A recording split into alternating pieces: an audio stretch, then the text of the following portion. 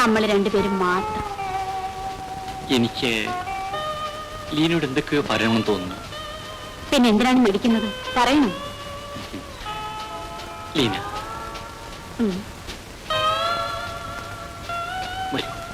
നമുക്കത് അവിടെ ഇരിക്കാം.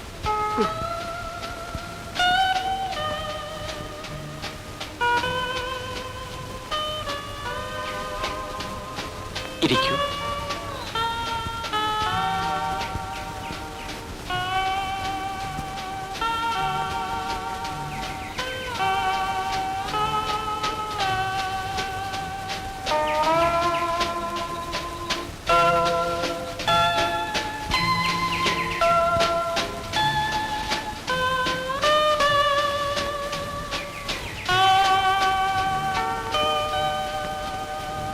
എന്താ സൂക്ഷിച്ചു നോക്കുന്നത്? കണ്ടിട്ടും കണ്ടിട്ടും കൊതി തീരുന്നില്ല.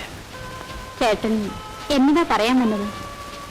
കാട്ടിൽ വെച്ച് ശകുന്തളയെ കണ്ട് മോഹിച്ച ദുഷ്യന്തനെ പോലെയാണ് ഞാൻ. ആരാ ചേട്ടാ ആ ശകുന്തള ചേട്ടത്തി? ക്രിസ്ത്യാനിയാണോ? ഒരാശ്രമകന്യ, ലീനയെ പോലെ മനം മയക്കുന്ന ഒരു മാലാഖ. ശകുന്തള ചേട്ടത്തിയെ ദുഷ്യന്തൻ ചായൻ എന്നാ ചെയ്തു? ദുഷ്യന്തൻ കാട്ടിൽ വേട്ടയ്ക്ക് വന്നു. ശകുന്തളയെ കണ്ടു, ഇഷ്ടപ്പെട്ടു, രണ്ടുപേരും സ്നേഹിച്ചു. അവിടെ അപ്പൻ മൂക്കുമുട്ട കുടിച്ചേച്ചു വന്ന് ദുഷ്യന്തന ചായനെ പൊതിരെ തല്ലി കാണൂലേ? ഇല്ല, വിവരമറിഞ്ഞ കണ്ണു മഹർഷി അവരുടെ വിവാഹത്തിന് സമ്മതിച്ചു. ലീനയാണ് ആ ശകുന്തള.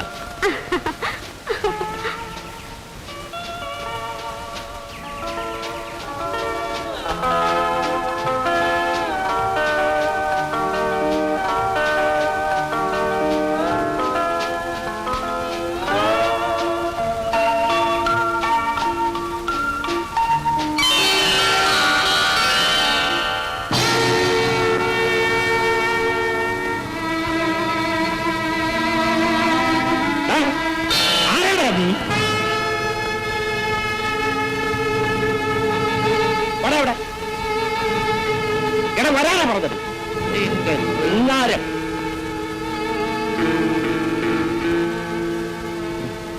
ഞാൻ ചുമ്മാ ഇതിലേ പോയതാണ്. അപ്പോൾ ലീനാമ്മ ഓടി, പശു ഓടി, ഞാനും ഓടി, എല്ലാരും ഓടി നമ്മളെല്ലാരും.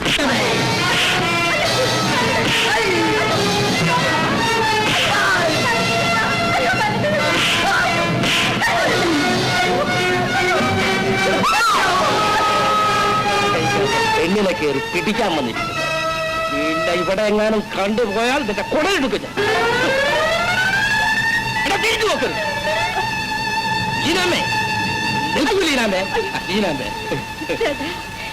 ഈ കാര്യം അപ്പനോട് പറയരുത് ചേട്ടാ.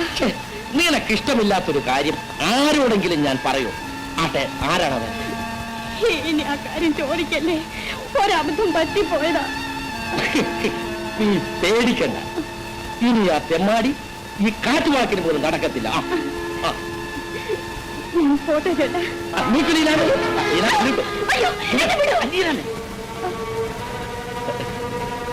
ഇവിടെ നടന്ന സംഭവം ഒന്നും ഞാൻ റപ്പേലിയത്തോട് പറയത്തില്ല കേട്ടോ. ചേട്ടന് ദൈവം നമ്പ്രാൻ അനുഗ്രഹിക്കും.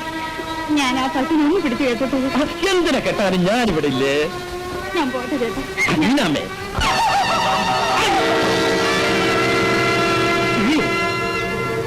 അതെ, ഞാൻ തന്നെ. കല്യാണമാകത്ത പെണ്ണെ തൊടാൻ നിനക്ക് എന്ത് അവകാശം? ജീവൻ വേണമെങ്കിൽ പോയിക്കോ.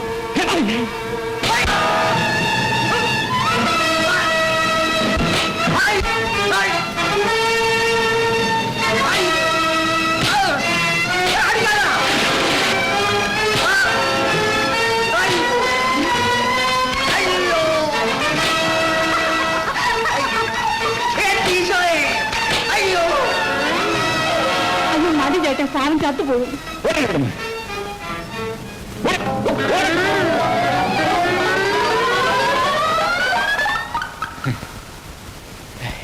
അവൻ മഹാർ അവിടെയാണ് ചേട്ടാ. ഞാൻ കാരണം എന്റെ ചേട്ടൻ തല്ലുകൊള്ളേണ്ടി വന്നല്ലോ. സാരമില്ല, ഈ അടി കാരണം നമ്മുടെ പ്രേമത്തിന്റെ അസ്ഥിവാരം, അതായത് ഫൗണ്ടേഷൻ ഒന്ന് ഉറച്ചു. എന്റെ കൂട്ടുകാരൻ ലളിത. ഞാൻ പോയിട്ട് വരാം. ചേട്ടൻ എവിടെയും പോവരുതേ.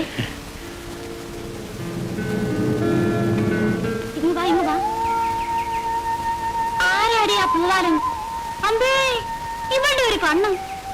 ആണുങ്ങൾ എവിടെയുണ്ടോ അവരുടെ മുഖത്താ. നീ മിണ്ടാപ്പൂച്ചയെ പോലെ ഇരുന്നിട്ട് നല്ലൊരു സുന്ദരക്കുട്ടിനെ വളച്ചെടുത്തില്ലേ? അങ്ങനെയൊന്നുമില്ല. അങ്ങനെ പശുവിനെ മേടിക്കാൻ വന്നതാ. പിന്നെ നീ ഇത് വീട്ടിൽ പറയല്ലേ. ചെവിക്ക് ചെവി അറിയത്തില്ല. പക്ഷെ ഒരു കാര്യം, ഈ ആണുങ്ങളെ കളിപ്പിച്ചേച്ച് പോകാതെ സൂക്ഷിച്ചോണം. നല്ല തങ്കം പിടിച്ച മനുഷ്യനും. ഞങ്ങളുടെ കഷ്ടപ്പാട് പറഞ്ഞപ്പം ആ പാവം മനസ്സങ്ങ് നൊന്തുപോയി. പിന്നെ വേറെ കുഴപ്പങ്ങളൊന്നും ചെയ്തില്ലല്ലോ. നീ പോടി, എന്നെ തൊട്ടതുപോലുമില്ല. പിന്നെ കണ്ണി പെണ്ണുള്ള ആണുങ്ങളെ തൊട്ടാ മതിയെന്നാ പറയുന്നത് കുഴപ്പമുണ്ടാകാൻ. അയ്യോ, അങ്ങനെയൊന്നു എന്നെ ആ ചേട്ടൻ കെട്ടിപ്പിടിച്ചു. എന്നെ ഒടേ തമ്പുരാനെ, ഇനി വല്ലതും. അമ്പടി കള്ളി പോട്ടെ, സാരമില്ല. ഇനി സൂക്ഷിച്ചാ മതി. കിട്ടിയ ആളിനെ വിടരുത് കേട്ടോ. പോ പോ.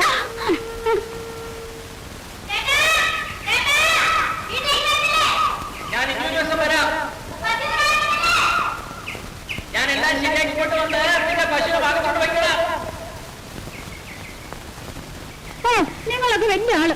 ഞങ്ങൾ ആരും മനുഷ്യരെ കണ്ടിട്ടില്ല. ഇത്ര വലിയ അവസ്ഥയാണ്. വീട്ടിലേക്ക് വരികയും വേണ്ട, എന്നെ കാണുകയും വേണ്ട. ഒരവസ്ഥക്കാരൻ.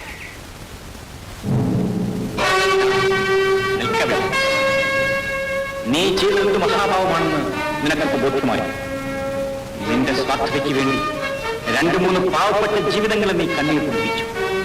നിന്റെ കുടുംബത്തിന്റെ സുഖത്തിന് വേണ്ടി മറ്റൊരു പട്ടിണി കുടുംബത്തെ നീ കുരുതി കൊടുത്തു. വേദനയുടെ തീർന്നു കഴിയുന്ന ആ മനുഷ്യാത്മാക്കളുടെ ശാപം നിന്നെ വിടുകയും പണം മുടക്കി നിന്നെ പിന്തുടരും. ഈ മഹാദ്രോഹത്തിന് നീ പരിഹാരം ചെയ്യണം. അല്ലെങ്കിൽ ദൈവം നിന്നെ ശിക്ഷിക്കും. ദൈവം നിന്നെ ശിക്ഷിക്കും. ദൈവം നിന്നെ ശിക്ഷിക്കും. ശിക്ഷിക്കും.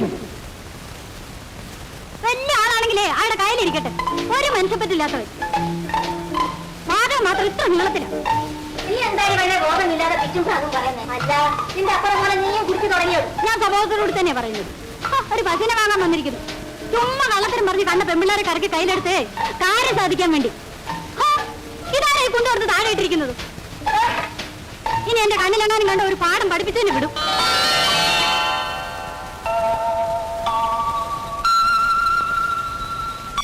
ആരാ? എന്ത് വേണം? അല്ല, ഇവിടെ ഇടങ്ങേറ് കാണിക്കുന്ന ഒരു കുട്ടി പശു ഉണ്ടെന്ന് കേട്ടു. ഉണ്ടെങ്കിൽ ആർക്കാ നഷ്ടം? ഞങ്ങളെ ഇവിടെ കെട്ടിയിട്ടോളാം. എനിക്കും കെട്ടാൻ അറിയാം. ഞാനും ഒരു നല്ല കാളത്തരകനാണ്. ആ കച്ചവടത്തിലേ വേറെ വല്ല ചന്തയിലും പോയാട്ടെ. ഒന്നുമില്ലമ്മേ, ആരോ ഒരു കാളത്തരകൻ. ഞാൻ ഇവിടുത്തെ പശുവിനെ വാങ്ങാൻ വന്നതാ. എവിടാ നാട്? പേരെന്നതാ? അങ്ങ് തെക്കാണമ്മേ. പേര് പൗലോസ് ചേട്ടൻ. നീ കൊച്ചിനെ കടിച്ചു തിന്നാൻ ചെന്ന നീ ഇതൊക്കെ എങ്ങനെ അറിയാം?